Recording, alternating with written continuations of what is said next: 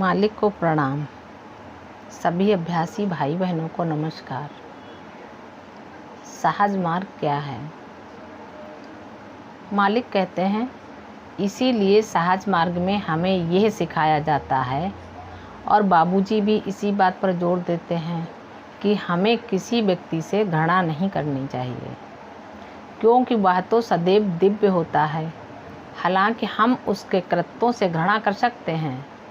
वह इस समय खराब है क्योंकि वह कीचड़ और गंदगी से सना हुआ है। इसे साफ करिए और वह उतना ही पवित्र मिलेगा जितने कि आप हैं। मुझे स्वामी विवेकानंद की एक बात उक्ति याद आती है कि हर बुद्ध एक विकसित हो चुका कीड़ा है और प्रत्येक कीड़ा अपने आप में लिप्त बुद्ध है। इसलिए यह धारणा कितनी महान है जो अपराधियों, वेश्याओं, दार्शनिकों और संतों को सार रूप में एक ही मानती है। एक बार मैंने बाबूजी से प्रश्न किया कि एक अभ्यासी होने के लिए क्या योग्यता होनी चाहिए। उन्होंने कहा कि आपकी इच्छा। मैंने कहा कि मेरे गुण क्यों नहीं। उन्होंने कहा कि यदि मैं सच बता दूं तो तुम्हें झटका लगेगा। मैंने कहा कि मुझे बता दीजिए, मैं झटका खाना चाहता हूं। उन्होंने कहा कि उच्चतम स्तर तक विकसित मानव और निम्नतम स्तर के भाव में बहुत कम अंतर होता है। मैंने कहा कि बहुत कम अंतर, फिर मैं आपके पास किस लिए आया हूं? उन्होंने कहा कि उसी बहुत छोटे अंतर के लिए जिसके बिना तुम वहीं रहते जहां तुम थे, परंतु जिसके होने पर तुम वह हो जो तुम्हें होना चाहिए। आप देखिए कि हम इस छोटे से अंतर के लिए इतना अधिक कार्य कर रहे हैं, और वह छोटा अंतर क्या है? एक स्थूल है और दूसरा स्थूल नहीं है। एक ठोस है, दूसरा सूक्ष्म है। एक मानव है, दूसरा दिव्य है। मूल तो सदैव एक ही होता है। यहाँ हम मालिक की दयालुता और उसके हृदय की विशालता देखते हैं, जहाँ वह कहता है कि मेरा हृदय संपूर्ण मानवता का क्रीड़ा स्थल है। धर्म ऐसा नहीं कहता। किसी धर्म ने ऐसा नहीं कहा। धर्म कहता है कि मेरे पास आओ, मेरी पूजा करो, मेरा अनुसरण करो, मैं ही सत्य हूँ। केवल मुझ में ही तुम उसे पाओगे। क्या ऐसा नहीं है? कम से कम 2 महान धर्मों ने तो ऐसा ही कहा है। हिंदुत्व उससे बच गया क्योंकि वह उस अमीबा की तरह था जो प्रत्येक वस्तु को स्वयं में लपेट लेता है। स्वयं को व्यक्त करने के तरीकों में अंतर है, पर यह मानवता, उदारता, प्रेम और मानवता है कि हम मूलतः एक हैं। यह आचरण है जिसके द्वारा हम स्वयं को व्यक्त करते हैं। जिस ज्ञान के बारे में हम बताते हैं वह परम सत्य के आंतरिक ज्ञान की अभिव्यक्ति है। जब वह अभिव्यक्ति सीमित होती है तो हम अपनी इंद्रियों, इच्छाओं, स्वयं के प्रति धारणा के द्वारा अपने अंदर के अनंत की अभिव्यक्ति को सीमित कर देते हैं। यदि एक डॉक्टर सोचता है कि वह एक डॉक्टर है, तो भले ही वह बहुत अच्छा डॉक्टर हो, सीमित हो जाता है। मेरा व्यवसाय डॉक्टर का है, पर मैं एक मनुष्य हूँ। मैं सहज मार्ग का एक अभ्यासी हूँ और पूर्ण बनने की आशा करता हूँ। ये सही है कि हमें कुछ बनना पड़ता है। कोई डॉक्टर, कोई बैंकर, तो कोई हॉकर बनता है, किंतु हमारे अंदर की वस्तु जो हमसे व्यक्त होने की कोशिश कर रही है, उसका इन चीज़ों से निषेध नहीं होना चाहिए।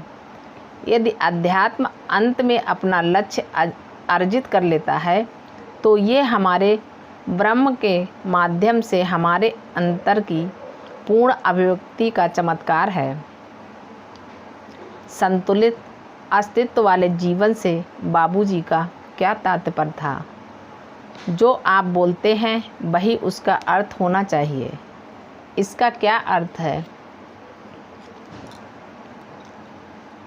हम कुछ कहना चाहते हैं पर हम कहते कुछ और हैं।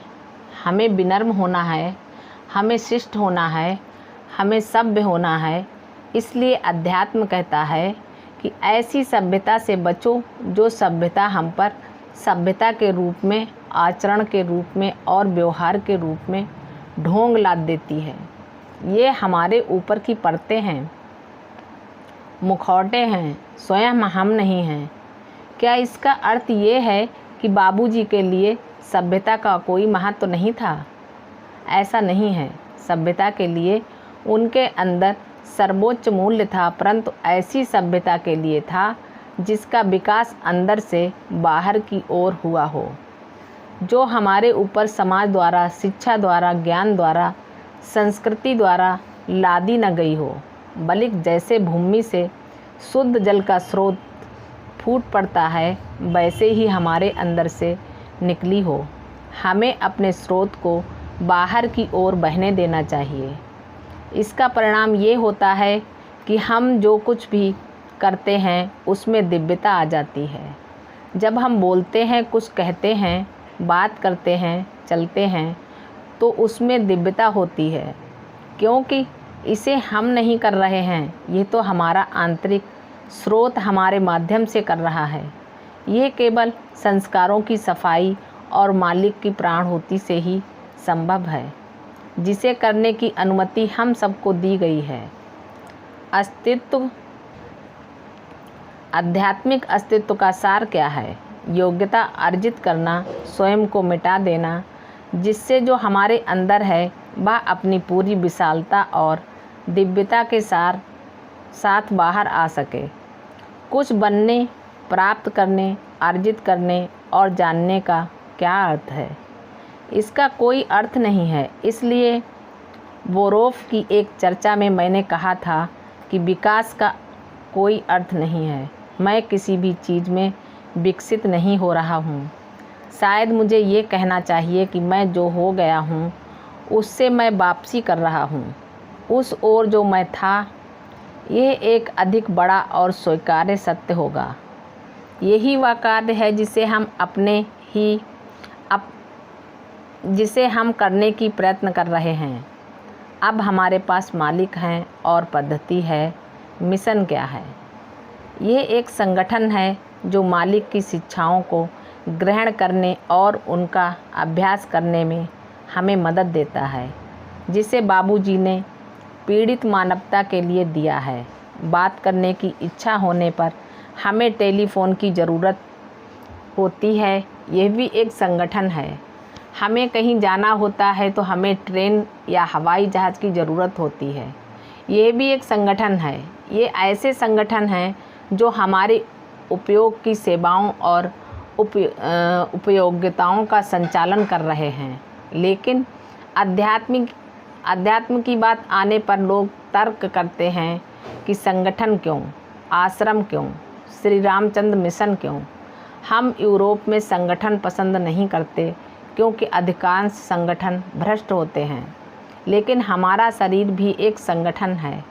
हमारे पास दिल है, फेफड़ों का एक जोड़ा है, एक लीवर है, पेट है, लंबी आंतें हैं, और मैं समझता हूँ कि गारंटी इसकी एक सूची दे सकती है। इस कारण शरीर भी एक संगठन है। मालिक को प्रणाम। सभी अभ्यासी भाई बहनों को नमस्कार। धन्यवाद।